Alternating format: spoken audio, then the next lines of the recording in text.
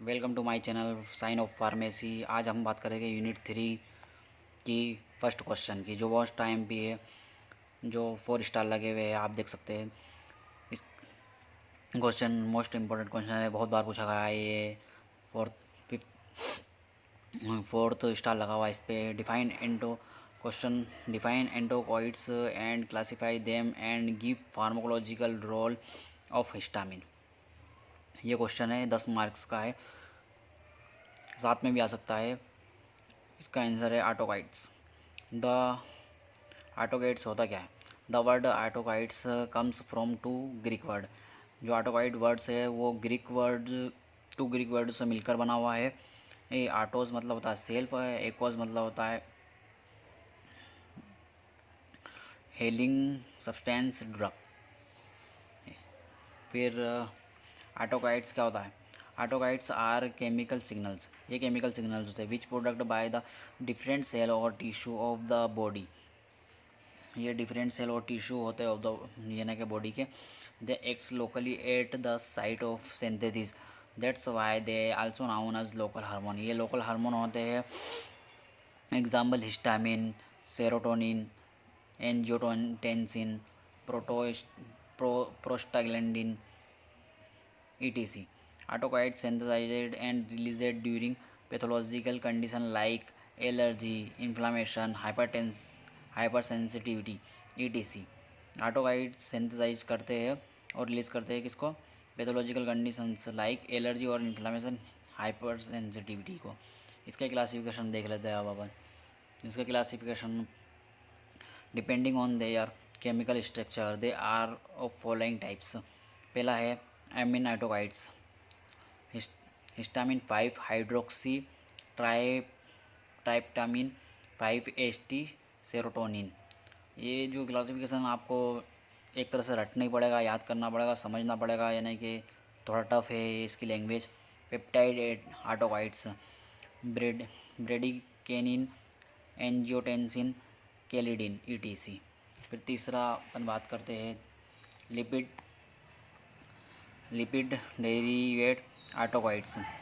इसके 2 पॉइंट्स होते हैं। पहला पॉइंट्स है एरिचिडोनिक एसिड मेटाबोलिटेज, प्रोस्टाग्लैंडिन, थ्रोम्बोक्सिन और ल्यूकेट्रिन्स।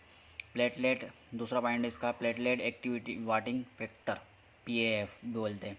अब इसमें दिया गया है यहाँ पर अपने को क्या पूछ रहा है वो, कि define autacoids and classify them and give pharmacological role of histamine. Pharmacological role histamine के भी बताना है 10 मार्क्स में अपने को। तो अब अपन हिस्टामिन की बात करेंगे। हिस्टामिन अपन पहले भी पढ़ चुके हैं क्या होता है।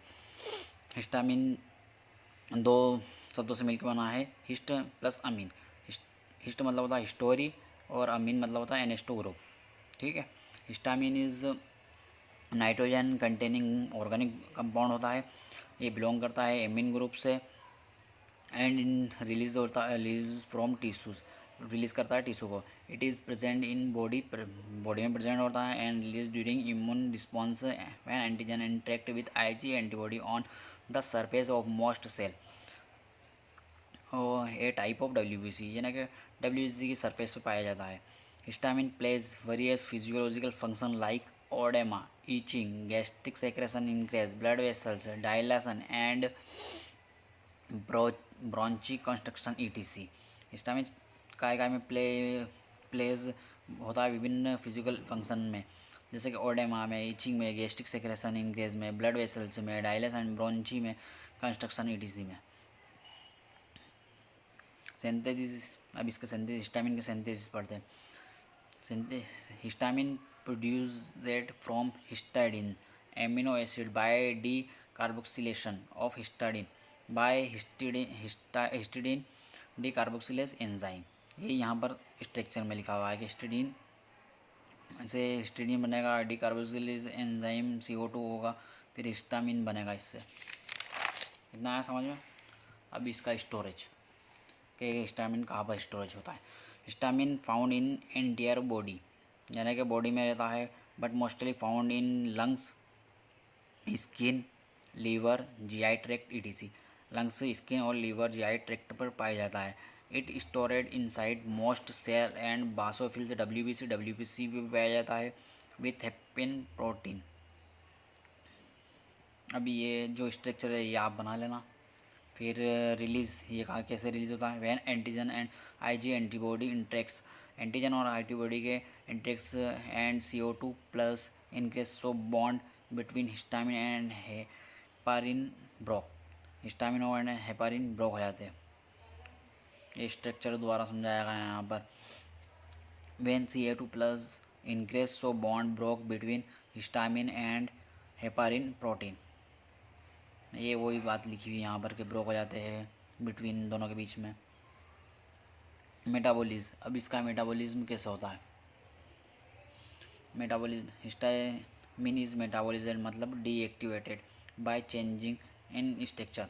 मेटाबॉलिज्म मतलब ये है कि उसकी स्ट्रक्चर चेंज हो जाती है छोटे छोटे पार्टिकल में। कुछ भी यानी कि मेटाबॉलिज्म यानी कि अपन ने फूड खाया तो कि मेटाबॉलिज्म करते हैं उसको, तो छोटे छोटे पार्टिकल में स्ट्रक्चर चेंज हो जाती है बाय टू एंजाइम्स के द्वारा ये इसकी चेंज होती है structure. N methyl transferase diamine oxidase, ये यहीं पे स्ट्रक्चर है हिस्टामिन एन मेथाइल, यही चीज़ें लिखी हुई है यहाँ पर स्ट्रक्चर में। अब इसके फार्माकोलॉजिकल एक्शन के बारे में बात कर लेते हैं। इसके फार्माकोलॉजिकल एक्शन ऑफ हिस्टामिन, पहला है इसका है itching, the release of histamine in epidermis causes itching, यानी कि हिस्टामिन एपिडर्मिस में रिलीज़ होगा अपनी चमड़ी में तो ईचिंग होगी। It also release in response to insect bites hives, यही लिखा हुआ है यहाँ पर। वासोडाइलेशन, BP डिक्रीज, यानी कि BP कम होगा। When histamine bind to H1H2 receptor and it causes vasodilation so BP also decrease, यानी कि हिस्टामिन से BP भी कम होता है। Increase capillary permeability, when H1 receptor stimulated so capillary permeability increase means plasma proteins and fluids enter in extracellular space cues oedema swelling। फिर चौथा है allergic reaction, when antigen interacts with IG antibody so histamine released, it if histamine released in high amount it causes allergic reaction.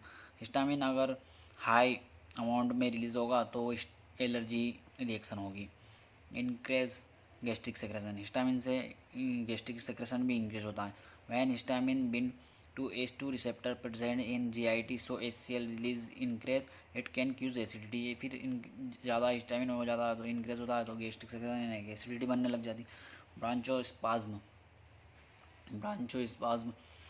Histamine cues contraction और spasm in bronchi that cues asthma and also increase is bronchial secretion cues cough, यानी कि कफ बढ़ जाएगा, asthma हो जाएगा।